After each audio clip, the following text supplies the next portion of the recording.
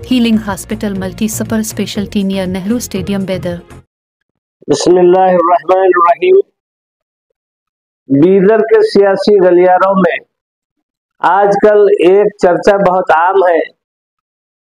कि DCC president आने वाला कौन होगा। गुज़िश्ता 10-12 सालों से जनाब बसवराज जायब साहब इस ओहदे पर फायज है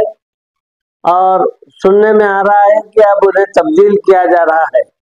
और इसके लिए हमारे बीदर के इंचार्ज मिनिस्टर ईश्वर खंडे साहब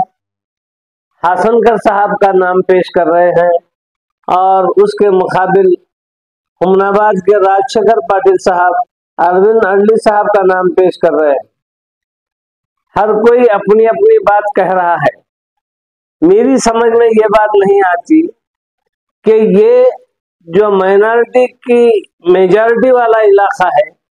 यहाँ पर माइनॉरिटी की बात कौन करेगा, जबकि जब भी बात आती है,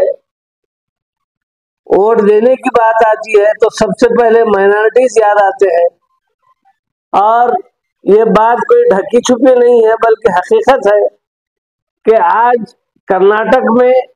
अगर कांग्रेस ने हुकूमत बनाई तो इसमें सबसे बड़ा रोल माइनॉरिटीज का रहा, क्योंकि इसके 80 से 88% वोट सिर्फ और सिर्फ कांग्रेस के हक में इस्तेमाल हुए। सिर्फ यही एक ऐसी कम्युनिटी है जो बीजेपी के खिलाफ अपनी वोटिंग करती है और हमेशा कांग्रेस प्रो रही है। लेकिन देखा जाता है कि जब भी किसी ओहदे के सरफराजी की बात आती है, उसके साम्राज्य के तकसीम की बात आती है, तो माइनॉरिटीज को अक्सर से नजरअंदाज कर दिया जाता है, जो कि एक बहुत ही गलत बात है। असेंबली इलेक्शन के बाद जब पार्लियामेंट के इलेक्शन आए तो बीदर की सीट जो कि एक माइनॉरिटी सीट थी, यकीनी तौर पर किसी न किसी मुस्लिम को जो है ना ये सीट मिलनी चाहिए थी, लेकिन उसके बावजूद पता नहीं बड़े लोगों ने क्या क्या सोचा, सोच समझकर यहाँ पर जो है ना हमारे सागर खंडे साहब को वो सीट दे दी गई। लेकिन उसके बावजूद भी यहाँ की माइनॉरिटी ने बिल्कुल पार्टी का साथ देते हुए उस नौजवान को भी जो है ना बड़ी अच्छी बेहतरीन कामयाबी दिलाई, जबकि उसके मुकाबले में एक सेंट्रल मिनिस्टर मौजूद था बीजेपी से, लेकिन कांग्रेस के उम्मीदवार को कामयाबी दिलाई। वो सारे लोग जो कांग्रेस के टिकट के दावेदार थे वो खामोश हो गए। ऐसा नहीं करे कि वो पार्टी से किसी किस्म की बगावत करे या किसी कैंडिडेट के खिलाफ कोई काम करे, बल्कि वो खामोश हो गए ये सोचकर कि हाईकमान का फैसला है तो उसकी इज्जत करनी चाहिए, आज नहीं तो कल हमारे साथ इंसाफ होगा। लेकिन जब जब भी किसी ओहदों के तकसीम की बात आती है तो माइनॉरिटीज को नजरअंदाज करते हुए किसी और जानिब जब जो ओहदे तकसीम होते हैं तो ये बात जरा हमारी समझ से बाहर होती है कि आखिर हमारा पार्टी में मुकाम क्या है। क्या हम खाली वोट बैंक के तौर पर इस्तेमाल होते रहेंगे? क्या हमें भी जो है ना इस इख्तियार में और इसके ओहदों में और इसमें कोई हिस्सेदारी मिलेगी? अगर हिस्सेदारी नहीं मिलती है, सिर्फ जो है ना हमको जो है ना वोट बैंक के तौर पर इस्तेमाल किया जाता है, तो फिर ये आखिर कब तक ऐसा ही चलता रहेगा। मैं उम्मीद करता हूँ कांग्रेस पार्टी के हाईकमान से, श्रीमान राजीव गांधी जी से, सोनिया गांधी मैडम साहबा से और सिद्धरामैया साहब से, डीके शिवकुमार साहब से और पार्टी के तमाम जिम्मेदारों से, सुरजेवाला साहब से इस बात की अपील करता हूँ कि बीदर के जो डिस्ट्रिक्ट प्रेसिडेंट का होता है वो किसी माइनॉरिटी को दिया जाए। खास तौर से वो लोग जो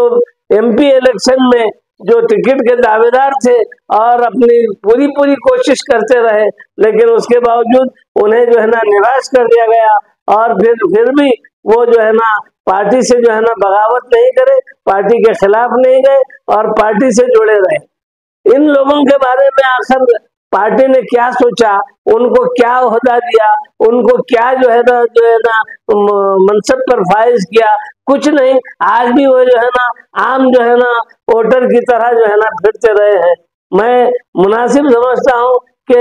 जो 3 अहबाब खास तौर से डॉक्टर अयाज खान साहब, डॉक्टर मकसूद चंदा साहब और जनाब मन्नान सेठ साहब, ये लोग जो पार्टी के एमपी टिकट के दावेदार थे और अपनी उम्मीद लगाए बैठे थे पार्टी से कि जो है ना उन्हें किसी ना किसी तरह से एमपी का टिकट मिलेगा, क्योंकि यहाँ पर सबसे ज्यादा मुस्लिम पॉपुलेशन है, लेकिन उसके बावजूद जब उन्हें टिकट नहीं मिला तो वो खामोश हो गए और पार्टी का साथ निभाते रहे। तो ऐसे में मैं चाहूंगा कि इन अहबाब में से किसी को या और किसी को भी अगर पार्टी मुनासिब समझती है कि वो इस ओहदे का हक अदा कर सकता है, तो जो है ना आप किसी न किसी माइनॉरिटी को आप अगर डीसीसी प्रेसिडेंट का ओहदा देते हैं तो पूरे जिले में बल्कि पूरे नॉर्थ कर्नाटका में पार्टी बहुत मजबूत होगी और आने वाले दिनों में इसके लिए बहुत फायदेमंद बात होगी।